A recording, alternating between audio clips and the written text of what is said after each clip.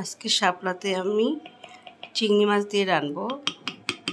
চিংড়ি মাছগুলোতে সামান্য হলুদ দিলাম, লবণ দিব স্বাদ মতো, দিয়ে মাখে তেলে ভেজে নিব। তেল গরম করে চিংড়ি মাছগুলো দিয়ে দিলাম।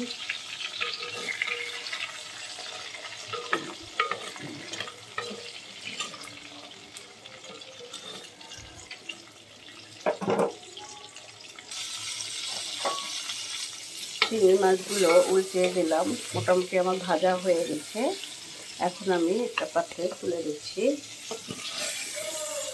এখন এই তেলে আমি দিয়ে দিব পেঁয়াজ, বাকি মশলাগুলো।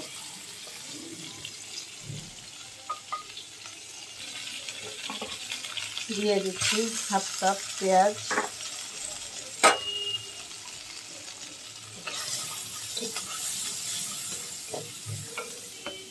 চুলার জালটা একটু কমে দিব, তবে তেলটা গরম হয়েছে।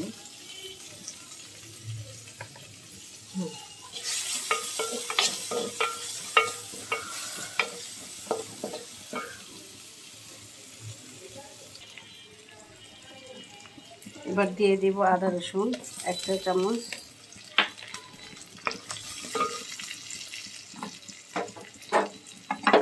হলুদের গুঁড়া 1 চা চামচ, মরিচের গুঁড়া 1 চা চামচ, জিরার গুঁড়া 1 চা চামচ,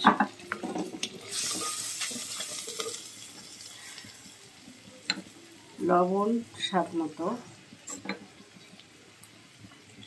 এবার দিয়ে দিব সরিষা বাটা, সাদা সরিষা এবং লাল সরিষা বাটা 1 টেবিল চামচ। আমি সামান্য পানি দিব। সামান্য পানি দিয়ে মশলাটি কষিয়ে নিব।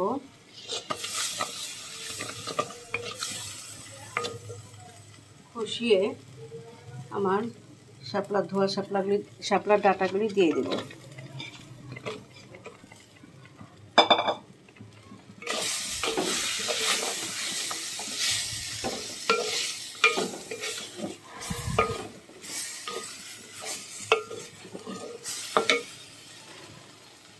এবার চিংড়ি মাছগুলো দিয়ে দিচ্ছি।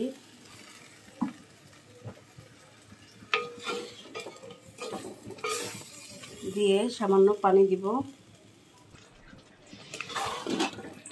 সামান্য পানি দিয়ে ঢেকে দিচ্ছি।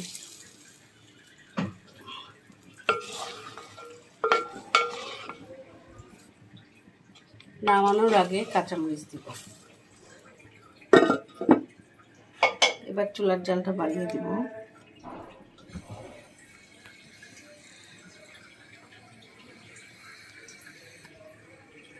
দশ মিনিট পরে আমি এখন ঢাকনাটা খুলবো। আমার জালটা এরকম বানানোই ছিল। মাশাআল্লাহ, শাপলা রাঁধতে বেশি সময় লাগে না, কারণ শাপলা অনেক তাড়াতাড়ি সিদ্ধ হয়ে যায়, এবং তাছাড়া শাপলার ডাঁটাগুলি গরম পানি দিয়ে ভালো করে ধুয়ে নেওয়া হয়েছে, এমনিতেই নরম।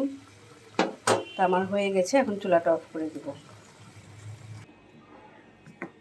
মাশাআল্লাহ,